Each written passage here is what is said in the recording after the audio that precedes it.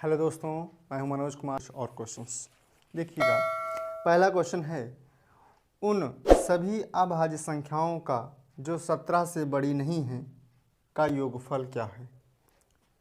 अभाज्य संख्याएं जो कि 17 से बड़ी न हो, तो अभाज्य संख्या उसे कहते हैं ऐसी संख्या जो, तो नेक्स्ट क्वेश्चन देखा जाए, बोला है ए एक काम का 1/6 भाग 5 दिन में। ए जो है एक काम का 1/6 भाग 5 दिन में। बी 2/5 भाग 8 दिन में। बी 2/5 भाग 8 दिन में। सी नहीं दिया है, बोला है ए और बी दोनों मिलकर उस काम को कितने दिनों में कर सकते हैं। ए किसी काम के 1/5 भाग को 1/6 भाग को 5 दिन में, बी उसी काम के 2/5 भाग को 8 दिन में कर सकता है। तो दोनों मिलकर हैं, 2 अंक बाद 0 है तो डबल अंक बाद दशमलव पीछे से लगा देंगे ऊपर वाली संख्या में और 0 हटा देंगे। 0.75 भी इसको लिखा जा सकता है और 0.75 के रूप में ही आपको उत्तर भी दे रखा है। 0.75 और 0 लगा रखा। अभी हमने बताया आपको किसी भी कोई भी दशमलव लगा हो, दशमलव के पीछे कोई संख्या लिखी हो और उसके बाद 0 चाहे जितना बढ़ा दें उसके मान में कोई फर्क नहीं पड़ेगा। तो इसका ऑप्शन नंबर आपका 3rd सही हो जाएगा, तीसरा ऑप्शन आपका सही हो जाएगा। चलिए नेक्स्ट क्वेश्चन देखा जाए, बोला है एक दूध विक्रेता के पास 21 लीटर गाय का दूध है, 42 लीटर टोंड दूध है और 63 लीटर डबल टोंड दूध है। यदि वह उन्हें टिन के डिब्बों में इस प्रकार पैक करना चाहता है कि हर डिब्बे में उतने ही लीटर दूध हो और किसी भी 2 तरह के दूध को एक डिब्बे में न मिलाना चाहे, तो डिब्बों की अपेक्षित न्यूनतम संख्या ज्ञात कीजिए। तो बोला है 21 लीटर दूध है, 42 लीटर दूध है और 63 लीटर दूध है। क्या करिएगा, बोला है आपको इस प्रकार पैक करना चाहता है कि हर डिब्बे में उतने ही लीटर दूध हो और किसी भी तरह के दूध को, यानी सभी डिब्बों में समान समान दूध हो, और क्या बोला है किसी भी 2 तरह के डिब्बे को एक डिब्बे में ना मिलाना चाहे। ठीक है, यानी दूसरे प्रकार का डिब्बा फर्स्ट प्रकार में या तीसरे प्रकार डिब्बा सेकंड प्रकार में नहीं मिलाना चाह रहा वो। तो डिब्बों की अपेक्षित न्यूनतम संख्या क्या होगी का HCF निकालेंगे, हाईएस्ट कॉमन फैक्टर, इसी को मासा बोलते हैं। इसका मासा क्या हो जाएगा, 21 हो जाएगा। मासा का मतलब ऐसी संख्या जो सभी संख्याओं को काट दे, ऐसी संख्या जो सभी संख्याओं को काट दे। ठीक है, ऐसी संख्या जो सभी संख्याओं को काट दे, ऐसी बड़ी से बड़ी संख्या जो सभी संख्याओं को काट दे। तो 21 से बड़ी ऐसी कोई संख्या नहीं है जो सभी संख्याओं को काटे। ठीक, तो इस 21 इसका मासा हो जाएगा। और आपसे पूछा है कि तो डिब्बों की अपेक्षित न्यूनतम संख्या क्या होगी। तो यहाँ पर करेंगे क्या, डिब्बों की संख्या बराबर 21/21 प्लस 42/21 प्लस 63/21, यानी इसके हम मासा से इस संख्या में भाग दे देंगे तो आपको ये पता चल जाएगा कि इतना डिब्बा। इस मासा में भाग दे देंगे, मासा से इस संख्या में भाग देंगे तो इतना डिब्बा, मासा से इसमें भाग देंगे तो उतना डिब्बा, और कुल डिब्बे मतलब सभी डिब्बों का योगफल। 21 × 21, 21 दूना 42, 21 × 63, 1 + 2 + 3, 3 2 5 1 6। तो कितने न्यूनतम डिब्बे चाहिए, 6 डिब्बे चाहिए। 6 डिब्बे इसका ऑप्शन नंबर आपका 2nd सही उत्तर हो जाएगा। चलिए नेक्स्ट क्वेश्चन देखा जाए, बोला है एक ठोस बेलन से जिसकी ऊंचाई 12 सेंटीमीटर, ठोस बेलन, चलिए पहले बेलन बना देते हैं। ये ठोस बेलन है। बेलन में ये होती है त्रिज्या आपकी, ये त्रिज्या r होती है, ये भी r होती, और ये ऊंचाई h होती है। यहाँ से यहाँ तक अगर काउंट करेंगे तो ये भी h हो जाएगा और इधर भी h हो जाएगा। बोला है उसकी ऊंचाई 12 सेंटीमीटर, h बराबर 12 सेंटीमीटर है, व्यास 10 सेंटीमीटर, व्यास d बराबर 10 सेंटीमीटर दे रखा है। तो व्यास का आधा होता है त्रिज्या या फिर त्रिज्या का दूना व्यास होता है। तो त्रिज्या r बराबर हो जाएगा 10/2 बराबर 5 सेंटीमीटर, यानी ये कितना है, 5 सेंटीमीटर है। उसी ऊंचाई और आधार के उसी ऊंचाई, यानी इतनी ही ऊंचाई और उसी आधार के उसी ऊंचाई और आधार के उसी व्यास का एक शंकु कोटर खोखला किया गया है। यानी इसी में से क्या किया गया है, एक शंकु ऐसे बना दिया गया है, ठीक, खोखला किया गया, यानी इतना शंकु बनाकर इसको काटकर निकाल दिया गया है। बोला है शेष ठोस का आयतन लगभग क्या होगा, यानी ये जो बचा हुआ पार्ट है, बोला है इसका आयतन क्या हो जाएगा। तो क्या करते हैं, बेलन के आयतन में से शंकु का आयतन निकाल देते हैं, तो जो बच जाएगा वही आयतन हो जाएगा। तो हम लिखते हैं बेलन का आयतन माइनस शंकु का आयतन बराबर किसके हो जाएगा, बराबर हो जाएगा शेष ठोस का आयतन, शेष ठोस का आयतन, शेष ठोस का आयतन। तो बेलन का आयतन होता क्या है, आधार का क्षेत्रफल गुणे ऊंचाई पाई आर स्क्वायर एच माइनस शंकु आयतन होता है 1/3 पाई आर स्क्वायर एच। ठीक, तो पाई देखिए दोनों में कॉमन है, आर भी दोनों में कॉमन, क्योंकि दोनों की त्रिज्या वही रहेगी, क्योंकि व्यास इसका भी वही है, तो यहाँ त्रिज्या 5 है, तो 5 का स्क्वायर कॉमन ले लेंगे। यच माइनस यच भी वही रहेगा। तो क्या करते हैं, सीधा हम मान ही लिख देते हैं। पाई का मान 22/7, त्रिज्या का मान होता है, त्रिज्या का मान दे रखा है कितना, 5 × 5 × एच कितना दे रखा है, 12 दे रखा है, माइनस 1/3 22/7, आर का मान 5 × 5, क्योंकि त्रिज्या 5 है, 5 × 5 × एच का मान कितना है 12, काट दीजिएगा, 3 चौक 12। ठीक, देखिएगा 22/7 गुणे यहाँ पर देखिए 25 और यहाँ पर भी 25, तो दोनों में 25 हो जाएगा कॉमन, तो यहाँ पर हो जाएगा 12 माइनस कितना बच जाएगा, 4 बच जाएगा। ठीक, 55 25 और 55 25, तो इसकी जगह पर 25 लिख देंगे और इसकी जगह पर क्या लिख देंगे, 25 लिख देंगे। 25 25 दोनों में हो जाएगा कॉमन, तो इधर 22/7 25 कॉमन, तो इधर बच गया 12, यहाँ पर 22/7 और 25 कॉमन, ये से तो कट ही गया था, बच गया 4।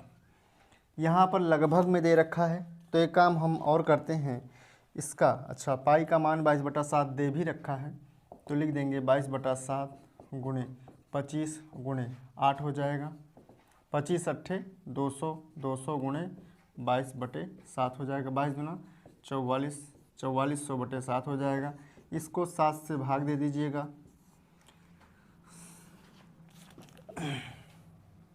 7 × 5 = 35, 7 42, 42 2 44, 7 दूनी 14, 7 दूनी 14, 6 20, 7 8 56, 4 60 हो जाएगा, दशमलव लगाएंगे, जीरो लगाएंगे, 7 5 35, 628.57, 628, देखिएगा 6 36, 4 40 हो जाएगा, फिर 6 36, 6 56, 7 5 35, 35 हो जाएगा, 5 बच जाएगा, 0 7 49, यानी 628.57, 628.57 सेंटीमीटर क्यूब।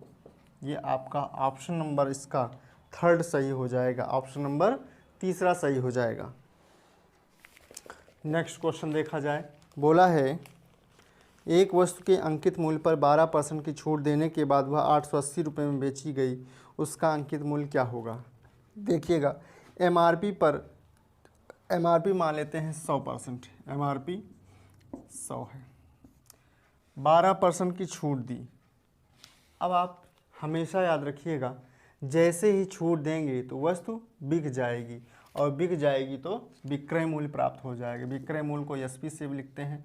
12% छूट दिए तो बेचे कितने में, बेचे हैं 100 - 12 यानी 88% पर, क्योंकि 88 2 90 और 10 100, यानी 88% पर बेचे हैं, 88% पर बेचे हैं। और आपसे बोला है बेचने छूट देने के बाद वह 880 रुपये में बेच दी गई। इसका मतलब एसपी आपके हिसाब से तो 88%, जबकि सवाल के हिसाब से कितना है 880 है। इसका मतलब ये भी एसपी है, ये भी एसपी है, तो दोनों आपस में बराबर हो जाएंगे। 88 इकाई 88 10, 1% की वैल्यू कितनी आ जाएगी 10।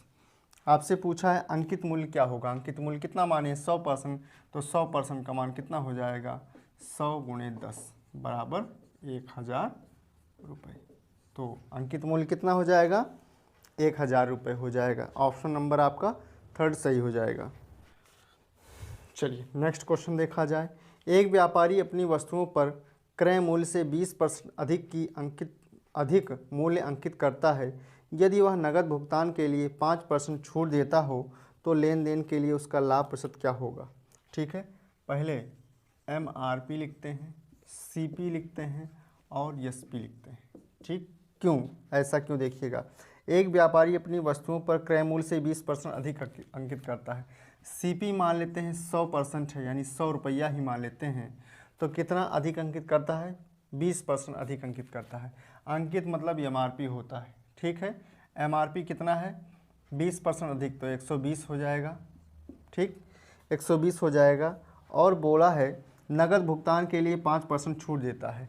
नगद भुगतान के लिए 5% छूट देता है, यानी जैसे ही आप इसको खरीदोगे तो आपको 5% छूट मिल जाएगी, और छूट मिल जाएगी तो वस्तु क्या हो जाएगा बिक जाएगा, और बिक जाएगा तो विक्रय मूल्य प्राप्त हो जाएगा। 5% छूट है, 5% छूट देता है। 5% का की वैल्यू होती है 1/20। छूट है तो घटाकर 19/20। कैसे आया 5/100, 5 इकाई 5, 5 बिसाह में 100। छूट है तो हर में से अंश को घटाइएगा, 19/20 हो जाएगा। अच्छा, छूट या डिस्काउंट या बट्टा हमेशा MRP पर देते हैं, तो MRP पर 120 पर आपने 1/20 छूट दिया है, तो वस्तु बिकी कितनी 19/20 में, तो 19/20 इसका निकाल लीजिएगा। 20 छक्का 2 छंग 12। ठीक, 2 छंग 12, इसका गुणा कर लीजिएगा 114 हो जाएगा।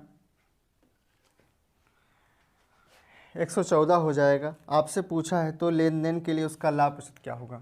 100 रुपये में खरीद कर 114 रुपये में बेचे हो तो कितना लाभ कमाए हो, 14 रुपये का लाभ कमाए हो। लेकिन आपको परसेंटेज में बोल रखा है तो कितना लाभ हो जाएगा, सीधा सीधा हो जाएगा 14% लाभ। ये तीर ऊपर दर्शा रहा है, इसका मतलब क्या है लाभ हो रहा है। तो इसका ऑप्शन नंबर आपका थर्ड सही हो जाएगा, इसका तीसरा ऑप्शन सही हो जाएगा। नेक्स्ट क्वेश्चन देखा जाए। बोला है A, B और C एक काम को अकेले अकेले क्रमशः 10 दिन, 12 दिन और 15 दिन में पूरा कर सकते हैं। यदि वे एक साथ मिलकर काम करना शुरू करें तो काम पूरा करने के लिए अपेक्षित दिनों की संख्या क्या होगी। A 10 दिन में, B 12 दिन में, C 15 दिन में। तीनों का LCM कितना हो जाएगा 60 हो जाएगा। कैसे 10 देखिएगा, अगर आप 12 और 15 का LCM लेंगे तो 60 हो जाएगा, क्योंकि 15 से को 15 भी काट देगा 60 को, और 12 भी काट देगा 60 को। 60 और 10 कैल्शियम 60 हो जाएगा। ठीक, 10 छंग 60, 12 पंचे 60, 15 चौको 60। ये क्या है क्षमता आ गई है। तीनों मिलकर काम करेंगे, यानी A + B + C करेंगे तो अपनी अपनी क्षमता से काम करेंगे, और काम कितना है 60 काम करवाना है। तो A अपनी क्षमता लगाएगा 4, A अपनी क्षमता लगाएगा 6 काम करने की, B अपनी क्षमता लगाएगा 5 काम करने की, और C अपनी क्षमता लगा देगा 4 काम करने की। तीनों मिलकर 6, 5, 11, 4, 15 काम कर देंगे। तीनों मिलकर काम करेंगे 15, और काम कराना है 60, तो समय बराबर हो जाएगा कार्य बटे क्षमता। 15 चौको 60, 4 दिन लगा देंगे। अगर तीनों मिलकर काम करेंगे तो कितना दिन लग जाएगा, न्यूनतम 4 दिन लग जाएगा, यानी अपेक्षित दिनों की संख्या कितनी आ जाएगी 4 आ जाएगी। 60 का ऑप्शन नंबर 3 आपका सही हो जाएगा। 60 का ऑप्शन नंबर 3 सही हो जाएगा।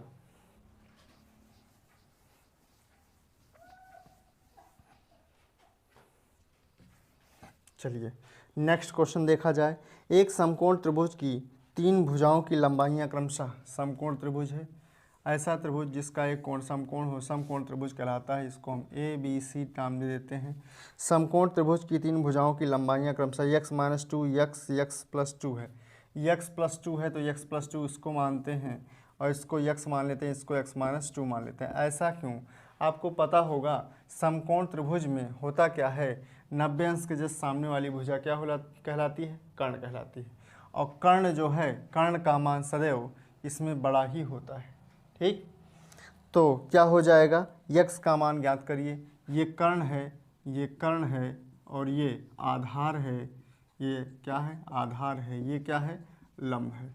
तो आप लोग जानते हैं कर्ण का वर्ग बराबर लंब का वर्ग धन आधार का वर्ग होता है।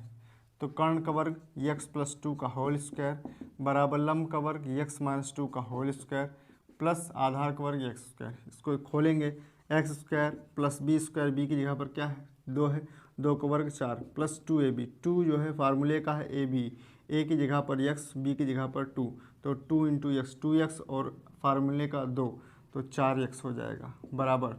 इसको खोलेंगे तो X square A square plus B square, B की जगह पर 2 है, 2 का square 4 minus 2ab, 2 A B की जगह पर ए की जगह पर x, बी की जगह पर 2, 2 इकाई 2, 2x और 2 फार्मूले वाला 4x हो जाएगा बराबर, सॉरी प्लस इसके एक्स स्क्वायर। देखिएगा यहाँ पर आपका प्लस का 4 कट जाएगा। देखिए बराबर की तरफ दाहिनी तरफ बाईं तरफ समान चिन्ह वाले आपके क्या हो जाएंगे, घट जाएंगे, ठीक है। और यहाँ पर देखिए एक्स स्क्वायर से एक्स स्क्वायर ये वाला हट जाएगा। यहाँ पर बचेगा क्या, देखिएगा इस 4x को ऐसे लिखेंगे, यहाँ पर माइनस का 4x इसको इधर भेज देंगे, 4x बराबर किसके, एक्स स्क्वायर के, 4 सॉरी यहाँ पर माइनस का था तो यहाँ पर हो जाएगा किसका, प्लस का, 4 8x बराबर एक्स स्क्वायर से, एक्स से ये वाला स्क्वायर में से एक एक्स कट जाएगा तो एक्स की वैल्यू कितनी आ जाएगी, एक्स की वैल्यू आ जाएगी 8। आपसे पूछा है एक्स का मान, तो एक्स का मान कितना आ गया, 8 आ गया। तो इसका ऑप्शन नंबर सेकंड ऑप्शन आपका सही हो जाएगा, सेकंड ऑप्शन सही हो जाएगा। ये प्यारे दोस्तों आज के लिए इतना ही रहने देते हैं। जो क्वेश्चन शेष बच गए हैं उनको अगले वीडियो में कर दिया जाएगा। हाँ, अगर आपको हमारा पढ़ाया हुआ अच्छा लग रहा है तो आप लोग एक बार कमेंट करके मुझे बताइए। धन्यवाद।